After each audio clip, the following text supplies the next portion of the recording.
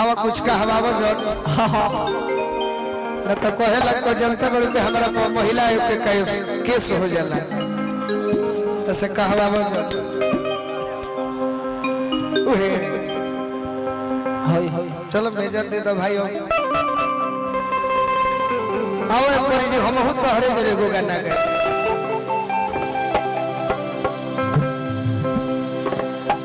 गीत ओइसन होके के चाहिए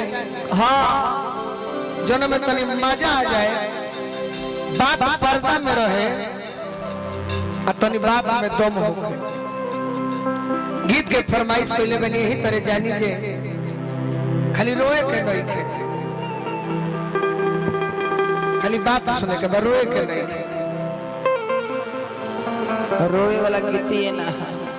यही तरह जानी से परी जी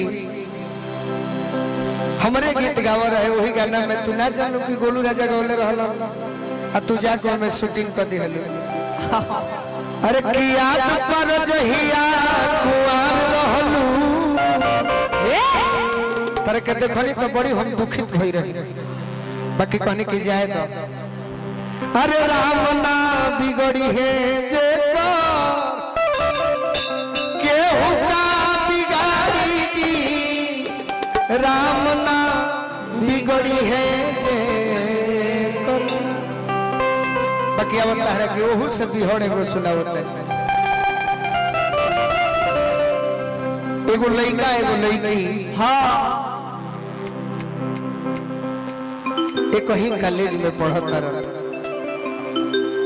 तनी मुड़िया हिले तब न बुझाई के सुनत रह हां जी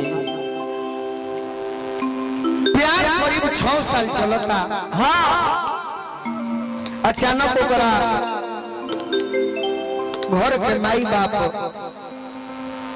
बियाह कहीं दूसरा जगह ठीक कर देता है बियाह हो जाता है कोई फौजी जवान से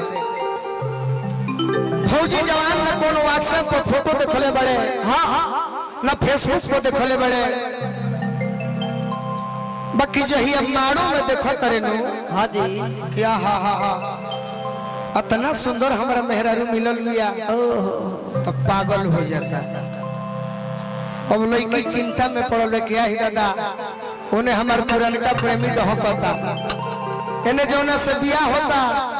उहो डहके लगल तब हम करब का ओने डहकता एने सनकता दुल्हा कहत रे कि काहे भाई अब बाबूजी के फेरा में पड़ल बाड़ू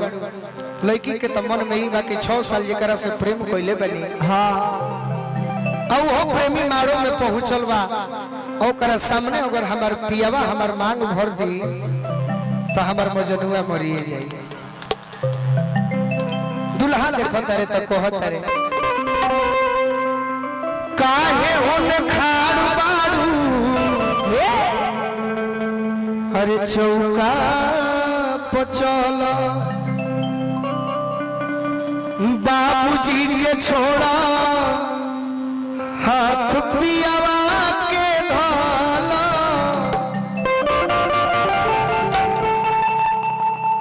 हो बेकरारी जनी कराओ इंतजार हो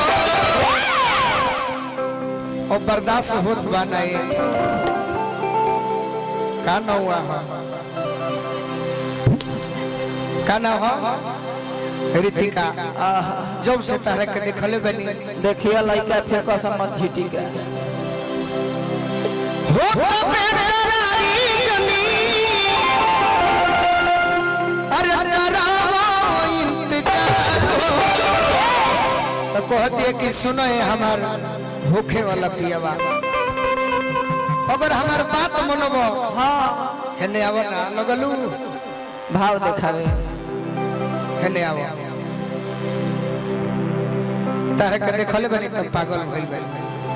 हो बेकरारी जनी कराओ इंतजार तो लड़की कहती है कि मारो के पास धर मारो के पास धर रोआ तैयार हो अरे मारो के पास धर अरे रोआ तैयार हो सिंदूर जन डाली काहे होने मने धोती कुर्ता में रहिला त निमन लागिला आज जींस पहले बने तो भड़कत है काहे होने खाड़ बाड़ू चौका पर चल बाबूजी के छोड़ा हाथ पी